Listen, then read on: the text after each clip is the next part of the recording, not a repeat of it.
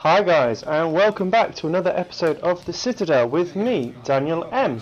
This week we have got a video from our latest tournament series. It was hosted in the middle of July. We had a really good turnout. Unfortunately, we had a bunch of local players unable to come, but still managed to field 16 players. We had a bunch of guys come up from London and travel from Reading and a few other places as well. Today we have got Isian from London on the left, and on the right hand side we've got Rob Seymour. They are both playing Greyjoy. Isian is playing Greyjoy Crossing, and I can't tell if Rob is playing Crossing or Fealty, unfortunately, because of the glare. It'll obviously become apparent when the game actually starts.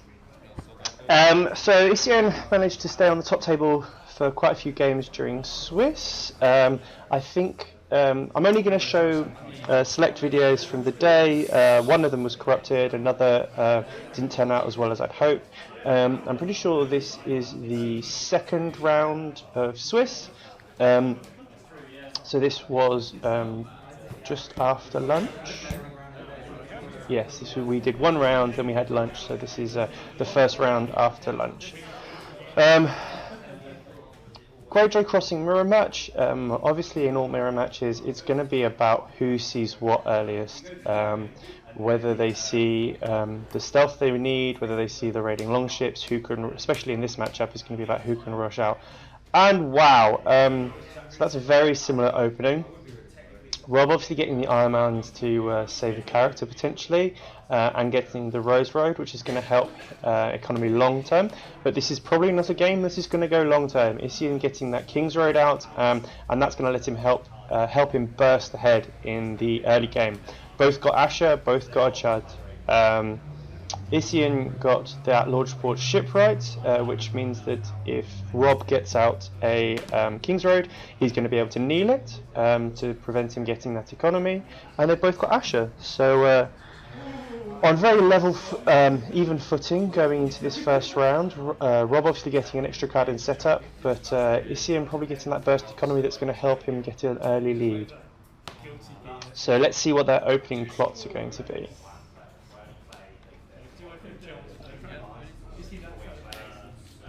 Oh, both opening trading, so they've both obviously got a lot of money in their hands. So we'll see what they play out. I would Rob is choosing one initiative on the coin toss, and is choosing for Isian to go first. I think in the first round as Greyjoy you do want to go second, get through, let them accrue a little bit of power, try and steal it back for them, try and get your unopposed challenges that way. It's only when you get your go first tech later in the game that you really want to push that going first. I do also know that there's a number of Greyjoy builds going around at the minute that do actually just want to go second. Have just opted to negate that go first deck. Isian getting another King's Road out, using the King's Road, both the King's Road he had already and another one to get Balon out for free, and he's duped him. So and getting that Great Kraken. So Balon has now got stealth as well.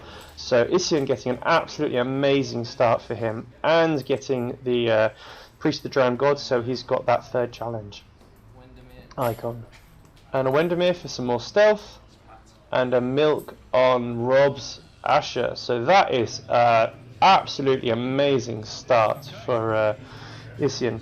And unfortunately, because Rob gave him that 3 gold from trading, that's what enabled Isian to put that milk out on Asher. Otherwise he would have had to choose between Windermere and the milk on Asher. So that trading really starts really hurting Rob a little bit. We'll see what he can do in return, using those lovely little Oriental style coins, getting out his own Balon. Unfortunately doesn't look like it's going to be duped, but putting a bodyguard on him instead.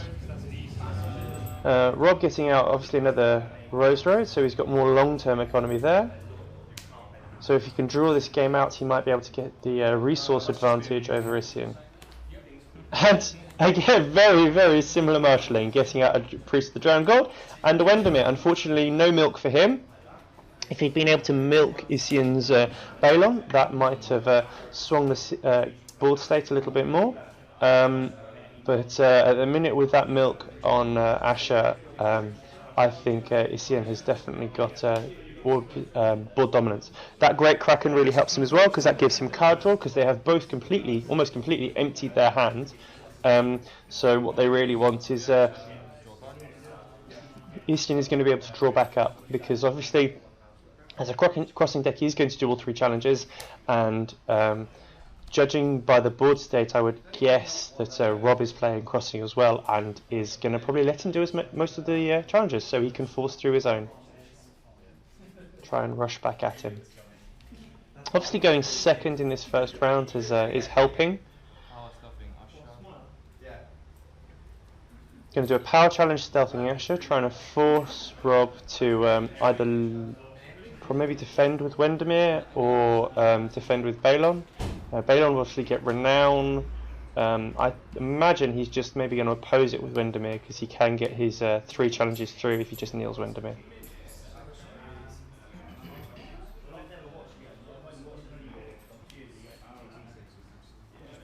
Yeah, so just going to block it, stop him getting the unopposed.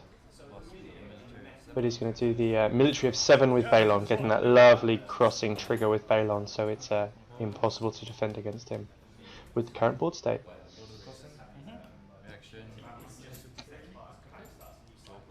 And Isian debating whether he was going to take a power, but he for the Great Kraken, but choosing to draw a card. As I said, just refilling his hand up there very nicely. Isian left himself with enough of a board there to stop the intrigue challenge going unopposed. Just defending it with the Lord's Port Shipwright. Losing a Risen from the Sea, but with the Iron Mines there on the table, you're probably not too worried about that.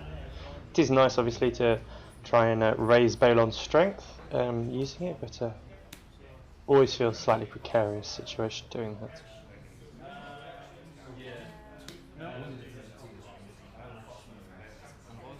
I'm pretty sure that's a military challenge there.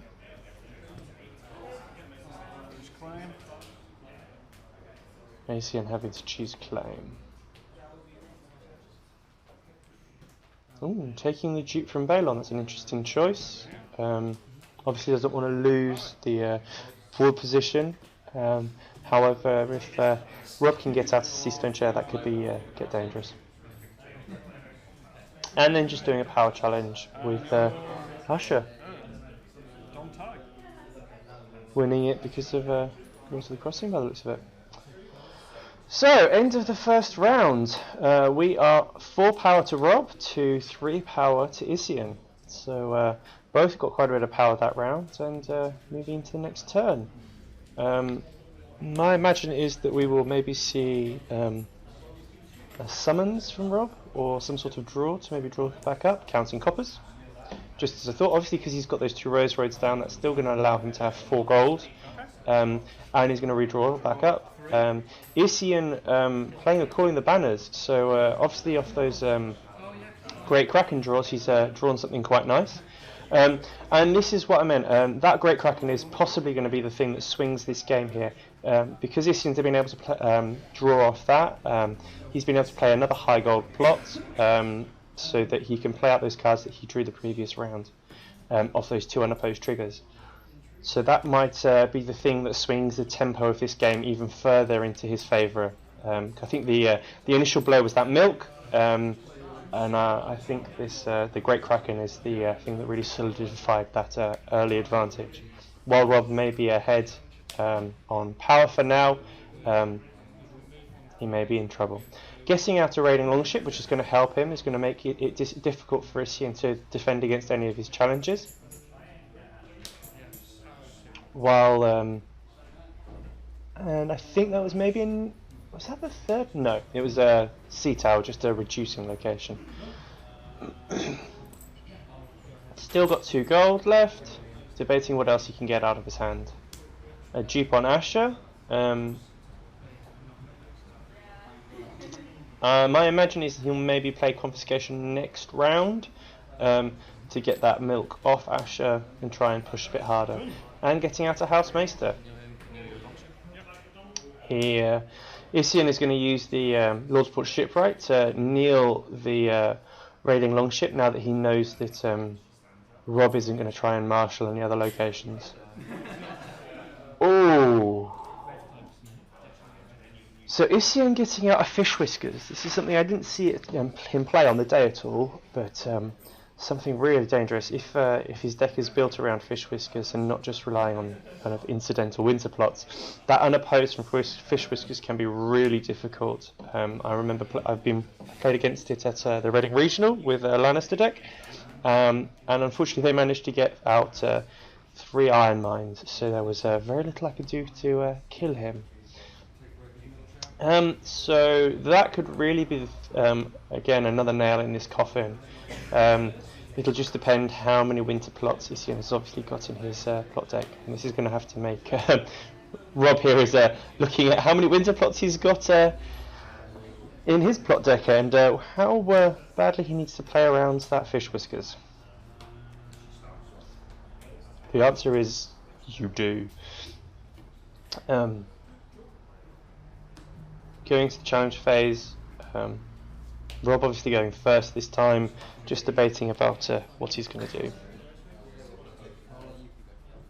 I quite like the inclusion of Fish Whiskers in Greyjoy decks these days, especially as Theon has become more of an unreliable character in your deck, with the prevalence of Stark and Ward. Doing a military challenge with the Salty Navigator and just opposing and winning it with Fish Whiskers. Realises he doesn't want to give up his War Presence, he wants to keep hold of that Lord's Port shipwright so he can keep kneeling out the raiding longship. I'd just like to comment on obviously Isian's house card, the lovely one from Blackwater Bay, which shows Dampe. Posed quite provocatively. Lovely little bit of artwork. Just shout out to Gore and to Dave Bamford and the bands behind the throne crew. So some disturbing house cards, and I do like that. Rob's still debating what he's going to do next. The boards as large as they are, there's a lot of math and a lot of poker skills going on here about what can I tempt my opponent to do, and what challenges do I care most about and care least about. My imagining is... Oh, he's passed. And Isian debating doing a power challenge with Balon. No. Isian is going to do an intrigue challenge with the Priest of the Drowned God. Rob left himself trying to defend, so that Isian can't get too far ahead. He could have pushed a bit harder, tried to get his Lords of the Crossing trigger, could have done a power challenge with Windermere, maybe done an intrigue challenge with Priest of the Drowned God. Would have been hard for Isian to defend against without over kneeling his board. Just going to defend it there, because it's Isian's first challenge. Obviously the Priest of the Drowned God on Rob's side, on the right hand side of the screen, is going to win that.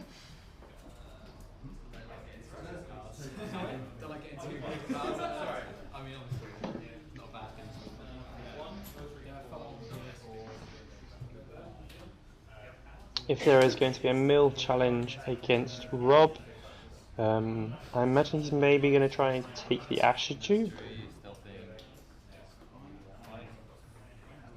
Yeah, doing a military stealth thing. Balon.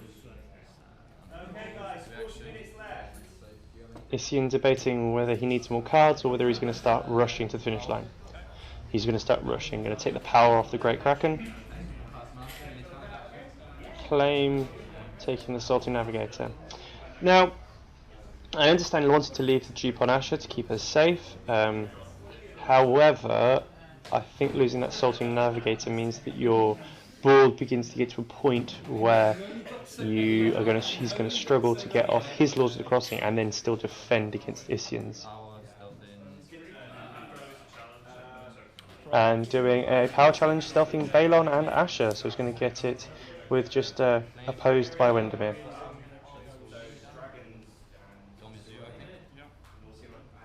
Getting Lords of the Crossing and getting Claim. Dominance to Rob. Did he take his power for Dom? I think I missed that.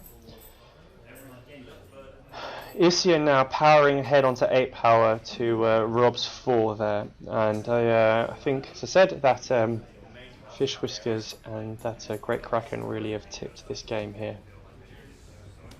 Moving to the next round, let's see what Rob can do to hold hold Isian back. Rob trying to do Clash of Kings so that Isian is running a risk of doing, if he does a small power challenge that Rob can defend against, of losing a power. Isian playing a long winter, which is a lovely inclusion in this deck, especially with that Fish Whiskers.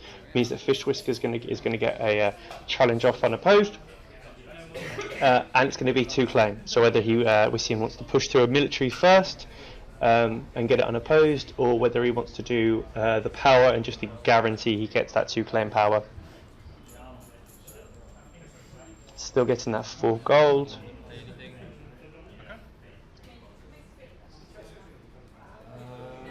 And I think he's passing his marshalling. No? Yep, Isian has passed marshalling. He doesn't think he needs any of the cards in his hand.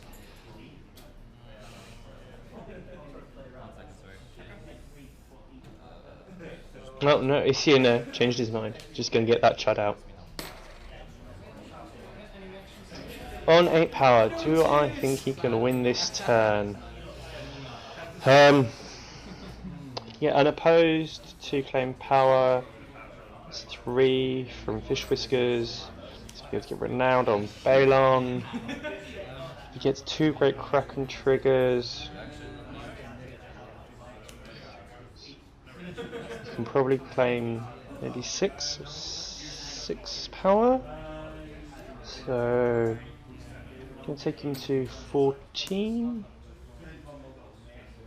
Not sure if there's a way he can close it out. Let's see how this challenge round goes.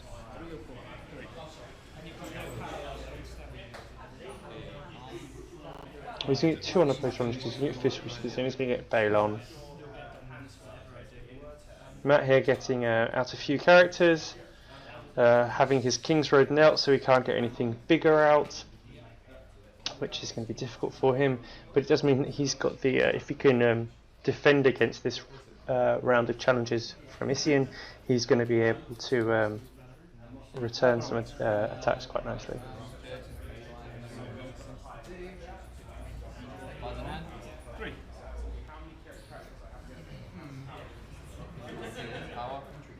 So Isian's going to do the power challenge with DJ Fish Whiskers. Going to get that 2 claim, going to get the unopposed, and going to get the power of the Great Kraken. So that puts him on an 11 right away.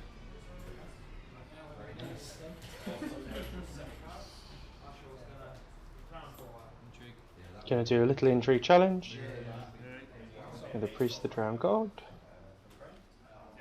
which Rob is absolutely going to defend against and win.